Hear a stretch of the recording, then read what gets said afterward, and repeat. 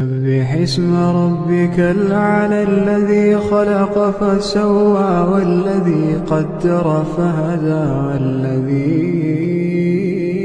أخرج المرعى. جو لوگ اللہ پر ایمان لائیں کہیں کہ ہمارا رب اللہ ہے، پھر اس پر جم جائیں. ان پر فرشتوں کا نزول ہوتا ہے. نہ کوئی غم کرو نہ خوف، خوشیاں مناؤ جنت کی جس کا تم سے وعدہ کیا گیا تھا. اللہ کی ربوبیت پر اطمینان جب انسان کو ہو جاتا، میرا رب اللہ ہے، ربی اللہ، انسان کے لیے نہ کوئی کھٹکا، نہ کوئی خطرہ، نہ کوئی خوف، نہ کوئی حزن. جو کچھ ہو رہا ہے کس کے اذن سے ہو رہا ہے؟ اللہ کے اذن سے. اللہ کے اذن کے بغیر پتہ تک نہیں ہلتا. یہ کوئی اندھا بہرا مادہ نہیں ہے جس سے مجھے کوئی خوف ہو. اندھا بھینسا چلا آ رہا ہو اس سے تو ڈرنے کا ہر انسان کو ڈرنا چاہیے، نہ معلوم کس کو ٹکر مار دے. لیکن نہیں، اس کائنات کو چلانے والا ایک سمیع و بصیر خدا ہے. وہ جو میرا دوست ہے، میرا ولی ہے. اللہ ولی الذین آمنوا یخرجہم من الظلمات الی النور. اللہ اہل ایمان کا ولی ہے، ساتھی ہے، پشت پناہ ہے، مددگار ہے، حمایتی ہے. بتائیے جسے یقین ہو جائے کہ اللہ میرا مددگار، اللہ میرا محافظ، اللہ میرا پشت پناہ، اللہ میرا حمایتی، اس کے لیے کوئی خوف ہوگا؟ اس سے کوئی ڈر ہوگا؟ میں مثال دیا کرتا ہوں ایک بہت سادہ، پنجاب کے دیہات کی. تو بڑا چودھری ہے اور کوئی غریب کسان ہے. اس غریب کسان کے جانوروں کو ہر وقت اندیشہ ہوگا چوری کا. کوئی میری بھینس کھول کر نہ لے جائے، کوئی میرا بیل کھول کر نہ لے جائے.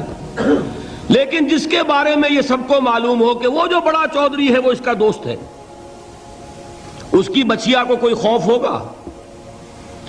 اس کی بھینس پر کوئی ہاتھ ڈالے گا؟ اسے کوئی اندیشہ ہوگا؟ نہیں. کیوں؟ کہ وہ بڑا چودھری، بڑا اس کا یہاں کا سردار، جاگیردار، سب کو معلوم ہے وہ میرا دوست ہے، کوئی میرے خلاف اقدام نہیں کر سکتا. اس دنیا میں یہ چھوٹی سی بات اگر آپ کے دلی اطمینان اور سکون کا باعث بن سکتی ہے تو ذرا تصور کیجئے.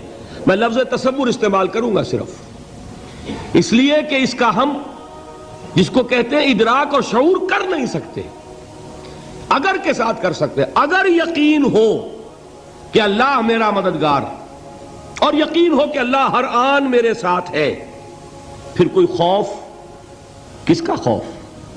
کوئی شے اللہ سے بالا تر ہے؟ کوئی قوت اس سے زیادہ طاقتور ہے؟ کوئی اس کے ارادے کو بدلنے والا ہے؟ کوئی اس کی مشیت کے آڑے آنے والا ہے؟ یہی بات ہے جو حضور نے فرمائی. یہ ایمان کا حاصل ہے لب لباب کہ دیکھو اچھی طرح اس بات کو ذہن نشین کر لو. اگر تمام انسان مل کر تمہیں کوئی نقصان پہنچانا چاہے نہیں پہنچا سکتے مگر جو کچھ اللہ نے لکھ دیا ہو، اور تمام انسان مل کر تمہیں کوئی نفع پہنچانا چاہیں نہیں پہنچا سکتے مگر وہ شے جو اللہ نے طے کر دی. آپ پھر میں کہوں گا ذرا طاری کیجئے، اسے فرض کیجئے، اسے سوچئے. اگر اس حدیث پر ہمارا دل ٹھکا ہوا ہو تو کسی سے ڈر ہوگا؟ یہ مجھے نقصان نہ پہنچا دے، یہ میری رپورٹ خراب نہ کر دے، یہ میری انکریمنٹ نہ رکوا دے، یہ میرا یہ نہ بگاڑ دے، یہ میرے یہ نقصان نہ پہنچا دے. اس کا ڈر، اس کا ڈر، اس کا خوف، اس کی خوشامد، اس کے لیے جا کر طرح طرح سے اپنی عزت نفس کو ذلیل کروانا اس کے سامنے. یہ سب کچھ کیوں کرتا ہے انسان؟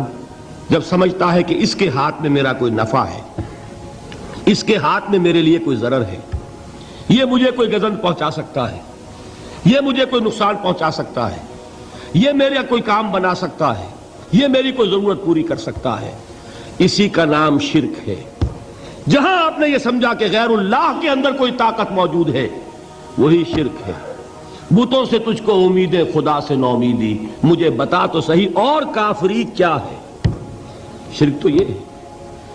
جس پر بھی تمہیں یہ خیال ہے کلمہ ہے یہ کلمہ سوم، لا حول ولا قوت الا باللہ. ذرا اس پر دل کو کبھی اگر آپ تصور کریں، پھر فرض کریں، دل ٹھک جائے اس پر، کوئی طاقت نہیں.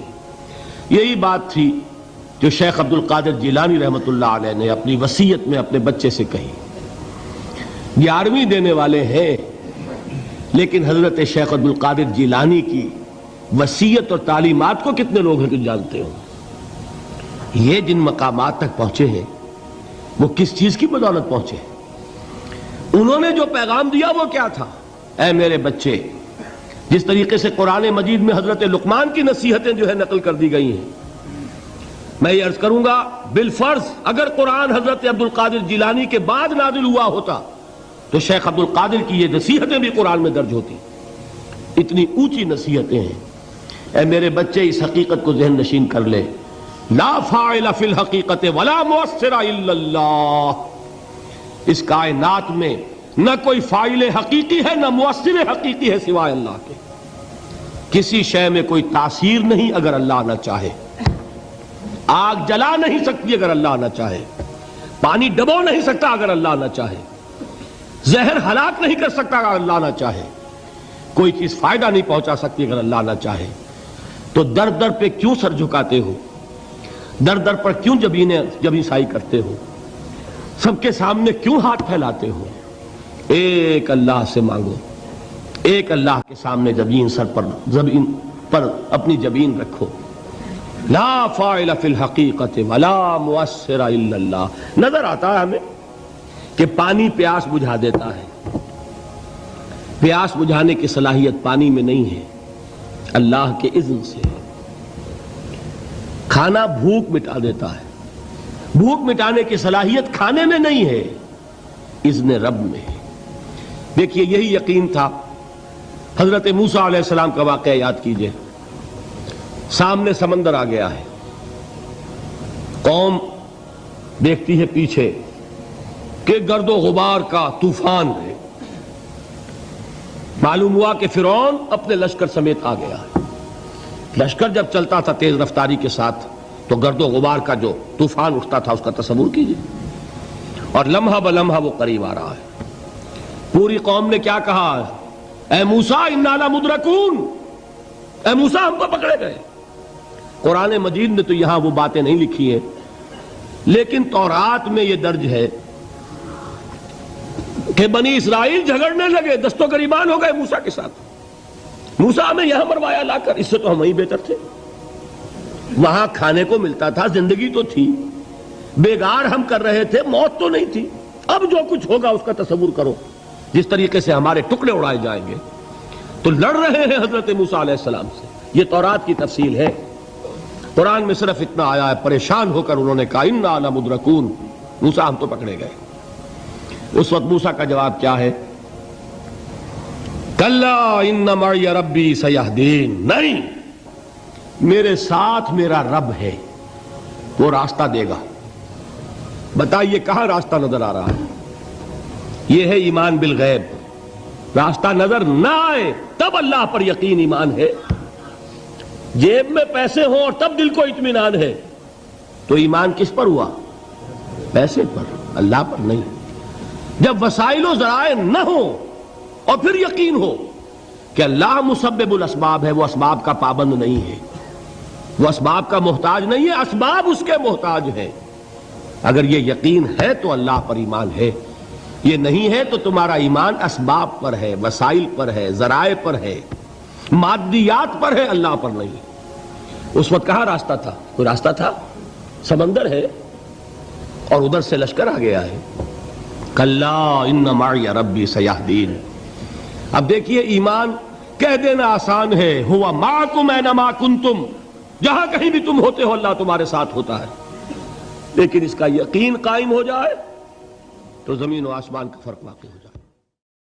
قد كفاني علم ربي من سؤال